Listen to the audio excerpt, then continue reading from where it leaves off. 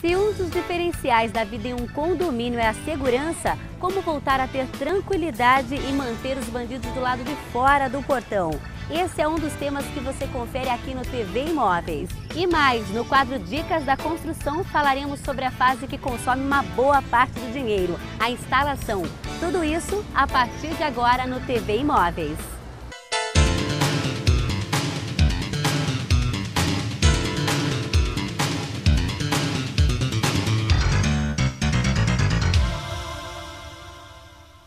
Infelizmente, a violência na cidade só tem aumentado e, com isso, há uma onda muito grande de assaltos a condomínio. Por isso, o TV Imóveis traz nessa semana dicas para você manter a tranquilidade em um condomínio. Ao meu lado, o empresário e tenente da reserva Mendes. Mendes, muito obrigada por nos conceder essa entrevista.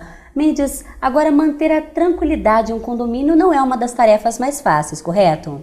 Correto. E eu que agradeço a vocês e a TV Imóveis por essa oportunidade de estar passando algumas informações sobre segurança. Realmente não é fácil, até porque, embora exista muitos condomínios na cidade, em Sorocaba e na região, os moradores ainda não, os condôminos ainda não estão acostumados com essa rotina. Eles vão para um condomínio pensando em segurança, certo. Mas quando eles se instalam lá, eles pensam em comodidade. E comodidade e segurança não caminham junto. Então, esse é um dos problemas já, que eles estão sempre tentando burlar as regras do condomínio e começa a complicar. Sim, em alguns casos, os bandidos eles até usam alguns disfarces, né, para conseguir entrar na portaria. Qual é a forma, a estratégia utilizada para conseguir acabar com essa invasão, digamos assim? Olha, para diminuir, acabar nunca vai acabar, mas para diminuir esse tipo de invasão, aliar o funcionário, o bom funcionário, a um sistema eficiente de eletrônico. Então, os condomínios devem ter hoje, pena que poucos têm, né? Clausura, controle de acesso informatizado, com fotos de todos. E quais os disfarces mais utilizados? Eles estão no dia a dia mesmo de um trabalhador, é isso mesmo, Mendes? Sim, então, e os disfarces mais usados são geralmente os entregadores, principalmente funcionários de autarquias, de gás, de água, corretores. Então eles chegam e... Bem vestidos, né? Geralmente chegam bem trajados, já chegam com um papo pronto já, né? Que é o famoso 7-1, né? E muitas vezes o porteiro entra nessa aí e franquia a entrada. A hora que é franqueado, ele é rendido e aí tá todo mundo... Mas a falha, na realidade, para eles conseguirem entrar, de repente falta um procedimento, seria isso? Todos têm um procedimento, mas realmente são pessoas, e pessoas são limitadas. Então por isso que tem que ter a parte eletrônica, que é quase um anti-erro, aliado ao funcionário treinado. Ótimo. Nós podemos dizer, Mendes, que há um momento preferido para eles adentrarem ao condomínio? Sim, há um momento preferido, sim. Geralmente na entrada de funcionários, na entrada do morador, durante a entrega de alguma encomenda. Na realidade, no momento tumultuado da portaria. Exatamente, o momento em que o porteiro está atendendo alguém, que é a hora que, inclusive, muitas vezes o próprio condômino, o próprio morador facilita a entrada de alguém. Por isso que é um trabalho muito difícil hoje, e você nunca pode garantir 100%. Porque, às vezes, o próprio morador está envolvido. Nós tivemos um caso recentemente, que o morador num condomínio, o morador colocou dois marginais no carro dele e adentrou. E fizeram um assalto no apartamento, amarraram a vítima e levaram tudo que ela tinha. Nossa. E como que nós descobrimos isso? Através do sistema de monitoramento das câmeras. Então, olha a dificuldade, então não existe 100%. Até por isso que a gente sempre... Mesmo você seguindo o procedimento, ainda há um certo risco, né? Sim, não tem eliminação de risco total, não tem. Uma orientação minha, que eu sempre passo nas assembleias de condomínio, que o morador, embora more no residencial fechado ou mesmo condomínio, que ele proteja sua unidade, proteja sua casa, individualmente, com sensor de presença, com câmeras, com alarmes. Então, essa é a nossa orientação. Falando em procedimentos, quais os procedimentos incorretos mais frequentes numa portaria? Seria na entrada de um visitante mesmo? Seria na entrada do visitante. Um funcionário mal treinado, por exemplo, que não checa documento, por exemplo, um visitante ou prestador de serviço. Se a pessoa chega, fala que vai trabalhar numa unidade ou vai visitar o morador, o porteiro até faz o primeiro papel certo. Liga para o morador e fala, ó, fulano está aqui, o Marcelo está aqui. Ótimo. De repente a pessoa está esperando o Marcelo, mas aí essa pessoa que está lá não é o Marcelo. Então ele pega e entra, não confere identidade, nada. Podia ser tal exemplo, a pessoa está no lugar e fala, ó, eu vou te visitar 3 horas da tarde, tá? Ótimo. Aí outra pessoa ouve, opa, 3 horas da tarde o Marcelo vai visitar o morador. Chega antes. A pessoa chega antes, 2h30, fala, tudo bem, eu sou o Marcelo, eu vim visitar fulano e tal. Ele liga e fala, Marcelo, eu tô aqui. A pessoa na hora vai franquear a entrada. Claro. A pessoa vai entrar, vai subir, vai render aquele apartamento, em 5 minutos ele vai, faz o roubo e vai embora. Por isso é importante ter documentação, exigir documentação e não a visita entregar na mão do porteiro. Tanto é que as guaritas, o certo é ela ser blindada e a pessoa não ter acesso direto ao porteiro, e sim passando documento, encomenda através de uma gaveta. Certo. E a comunicação também ser por intermédio de interfone. Agora, em relação a obras em condomínios, um procedimento incorreto ele também pode ocasionar certos transtornos para o pessoal de casa, é isso mesmo? Sim, claro. Esse é um dos pontos mais vulneráveis que existe. Por exemplo, a pessoa vai construir a casa dela ou vai reformar, então ela contrata uma empresa e aí chega o pessoal para trabalhar. O condomínio tem direito de pôr essas pessoas para dentro, sim, claro. Mas ele não sabe com quem ele está lidando. Então o certo seria, antes de iniciar isso aí, eles já trazerem todos os documentos dos funcionários, inclusive o atestado antecedente. Não para barrar essa pessoa, mas para a gente saber com quem está lidando. E é o que não ocorre hoje. Geralmente as pessoas vão trabalhar no condomínio e tem lá aquele prazo de 5, 10 dias para providenciar a documentação. Ou seja, um prazo mais do que suficiente para acontecer alguma coisa. Exatamente. Até lá, a pessoa que tem passagem, é bandido e está lá para fazer alguma coisa, um ilícito, já entrou com ele já fez, ele já aprontou e depois tem que ficar correndo atrás do prejuízo. Bem, Mendes, além de todos esses procedimentos, você fazendo o procedimento correto para evitar esse tipo de situação, é indispensável ainda os equipamentos de segurança, correto? Sim, ele é tão importante quanto a parte humana. Inclusive, a gente quando faz a segurança e coloca um equipamento, coloca um sistema de segurança, a gente quer que ele não seja usado.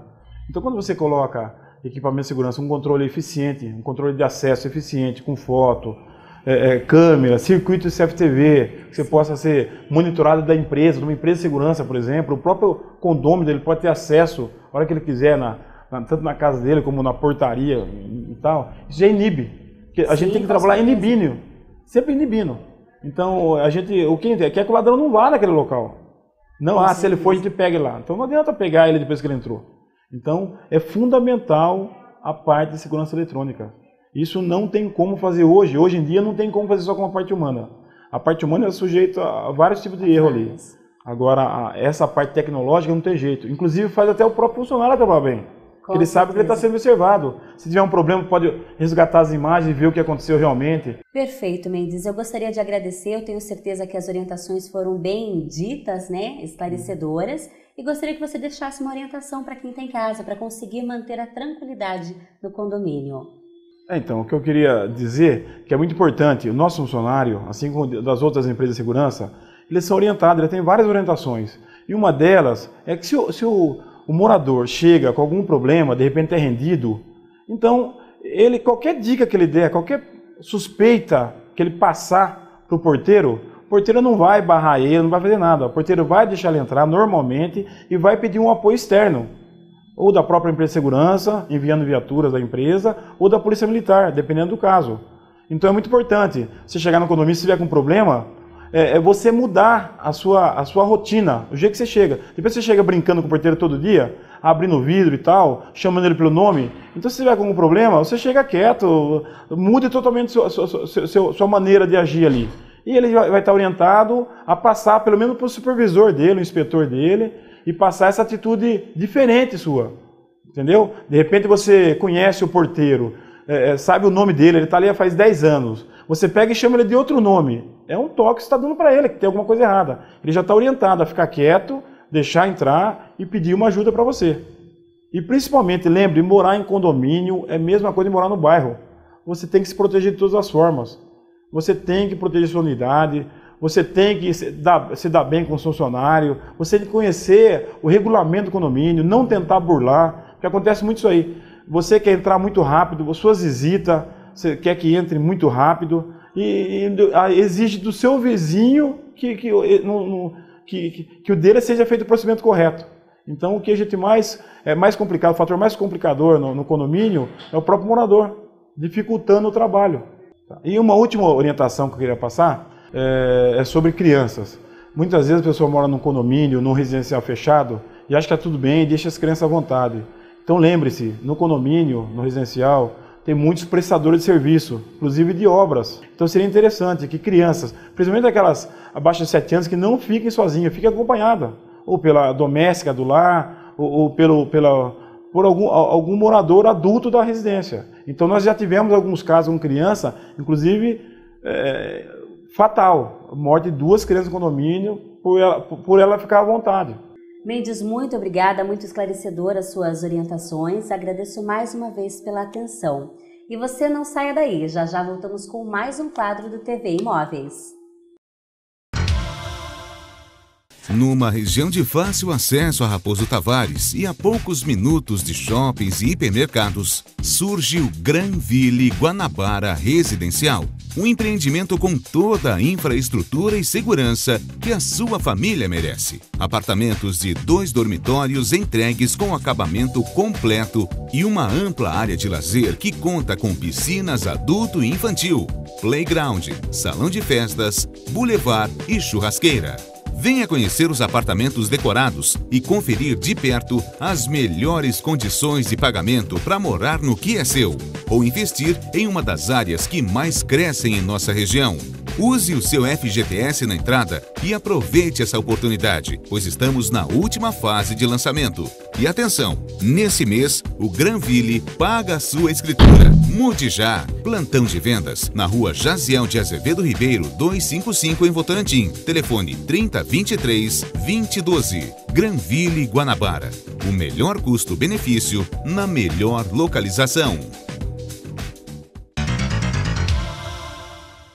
No quadro Dicas da Construção da última semana, nós mostramos as variedades e utilidades de cada modelo de telha. Já nessa semana, chegamos na fase onde as paredes são rasgadas para as instalações de canos, registros e caixinhas de tomadas. Nessa fase, nós convidamos um profissional da Associação de Engenheiros e Arquitetos de Sorocaba.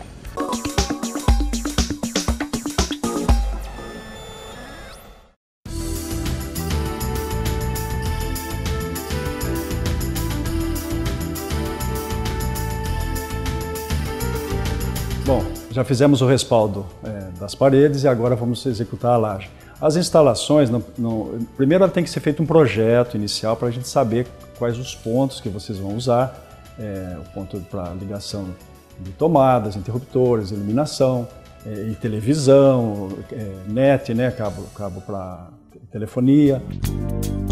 Na laje, nós devemos nos preocupar em colocar, no momento da execução da laje, já colocar os pontos que vão ser usados para iluminação e a sua respectiva distribuição para os interruptores que tem, as tomadas, todas que elas vão ser distribuídas pela laje. O projeto define o local exato dos interruptores, das tomadas, dos pontos de televisão, pontos de telefone, e daí vocês vão fazer todos os rasgos das paredes, descer para esses pontos, e em função do projeto você vai definir o tamanho da caixinha, se vai ser uma caixinha 2x4, que é aquela retangular, ou a 4x4, que é uma caixinha quadrada, que exige mais, você consegue colocar nessa caixinha mais pontos, né, de tomada, ou até de interruptor, várias tomadas, ou vários interruptores. Basicamente é isso, não nos esqueçamos que no próprio projeto já define a entrada de energia que está lá fora, aí ela vai direto para o quadro de disjuntores, que você vai escolher um ponto da casa. Nesse caso aqui, nesta casa, está na cozinha, e vai direto para este ponto e de lá ela é distribuída. Por isso que a laje define exatamente o ponto. Você sai da laje, na hora da concretagem da laje, desce para este quadro de disjuntores que está lá. E de lá ele é distribuído para toda a casa. Isso é importante, o projeto define exatamente isso. Basicamente é isso. As caixinhas são colocadas nas paredes de uma forma que a hora que você fizer o revestimento, ela não fique para fora do revestimento, e nem muito para dentro, porque senão fica ruim depois de você parafusar os acabamentos disso, os interruptores, as tomadas. Os conduítes que a gente usa nessa interligação das caixinhas são os conduítes flexíveis. Existem os conduítes rígidos, mas eles são difíceis de fazer curva, então os flexíveis são os melhores. Obviamente a bitola de cada conduíte desse é bem definido no projeto em função da quantidade de fios que você vai passar por dentro desses conduítes. É muito importante, senão depois não cabe os fios se for uma quantidade maior de fios e a norma não permite que isso aconteça porque ele vai aquecer, vai dar problema depois na sua instalação. Basicamente é isso.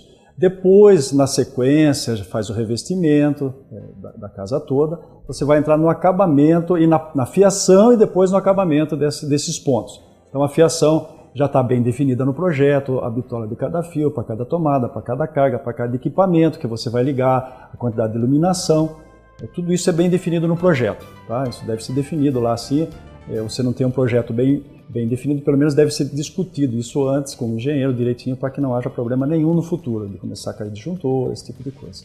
E falando do disjuntor, vamos começar pela entrada. A entrada de energia, você vai definir a tua casa, o teu projeto define a carga que você precisa para ser alimentada essa casa. Aí você vai colocar um poste, uma entrada, de acordo com esta carga que está previamente definida. Se você vai usar um trifásico, se você vai usar um bifásico.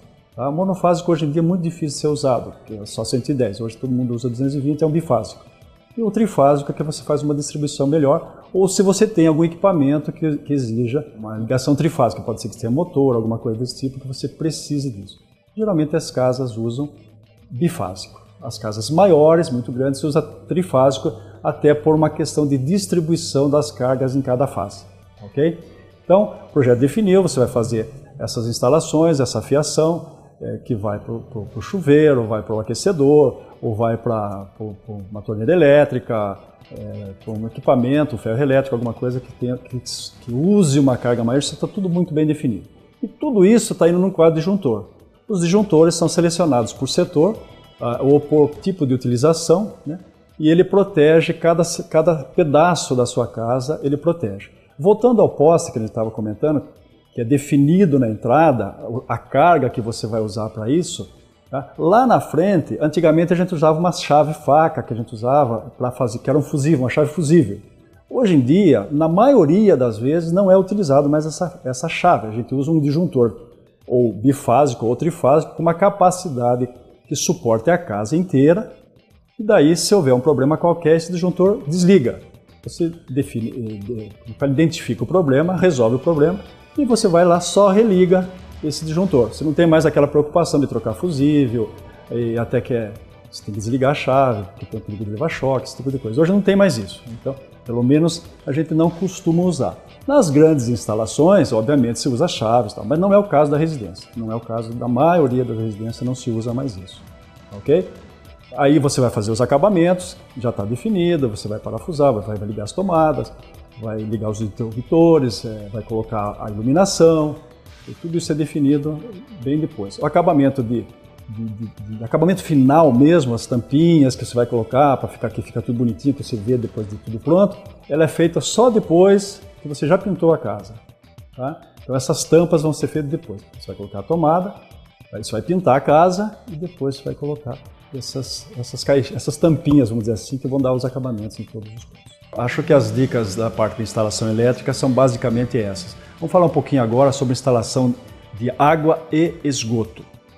Veja bem, na parte de esgoto, que é a primeira parte que você faz durante a obra, eu costumo fazer a parte de chão, de solo, antes de tudo. Quando eu estou levantando as paredes, eu já faço todas as instalações de esgoto, coloco lá nos pontos já pré-definido, não nos esqueçamos sempre disso.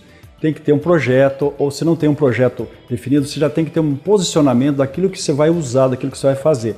Onde vai ficar o vaso sanitário, onde você vai colocar o lavatório, onde vai ser o chuveiro, onde vai estar a pia, a máquina de lavar, o tanque, tudo isso aí já tem que estar bem definido. Para quê? Porque esse esgoto que vai correr pelo chão, a gente faz antes de tudo, você corre os pontos principais pelo chão, aí depois o que eu costumo fazer, não é regra, mas eu costumo fazer isso, faço toda essa parte de instalação de chão, faço todo o contrapiso da casa, tá certo? E daí isso já vai estar pronto. Por quê? Porque a casa fica limpa, você faz uma obra limpa depois, aí você levanta, faz essa laje depois, mas toda essa parte de chão já está feita, né? Você tem que ter, e sempre reforço, consulte sempre um profissional que vai trabalhar com isso, tanto na parte elétrica como na parte hidráulica. Ele diz para você qual é a melhor maneira de fazer. A bitola dos seus tubos, né, que vão usar na parte de instalação de água, a parte quente, a parte fria, a parte de esgoto que você vai ter, as bitolas necessárias, tudo que tem que ser, o posicionamento da caixa d'água em relação à casa toda, a altura que essa caixa d'água vai ficar para você ter pressão suficiente para a casa funcionar. Se você colocar, por exemplo, a caixa na laje da sua casa, em alguns pontos podem não funcionar muito bem. Então você tem uma altura que você tem que levar essa caixa d'água para que ela dê pressão inteira na casa, para que o sistema todo funcione muito bem. Você tem, por exemplo, você pode colocar uma caixa d'água a partir de 1 metro de altura acima da laje, ela já te dá uma condição boa de funcionamento em todo o sistema, tá certo? Se ela ficar a 2 metros de altura, melhor, a pressão vai ser muito maior. Tudo, você deve ter um projeto ou pelo menos consulte um profissional, tá certo? Você vai comprar um conduíte, deve falar, qual conduíte eu vou comprar? Aí compra um que é ruim, a hora que você põe na laje, a hora que você concreta ele amassa, ele fecha, daí você não vai passar o fio depois, ele não passa. Então, compre alguma coisa que funcione bem, fale com o profissional. O cano também, você vai comprar um cano, não, eu vou comprar dessa determinada marca ou da outra. Não, tem essa aqui que custa metade do preço. A tendência de você ter problemas futuros é muito grande. Você imagina se você solta um cano depois, se sua casa está pronta, com azulejo bonitinho, você deu um puta de um vazamento. O que você faz? Vai perder dinheiro, então não adianta. Algumas economias não compensam, ok?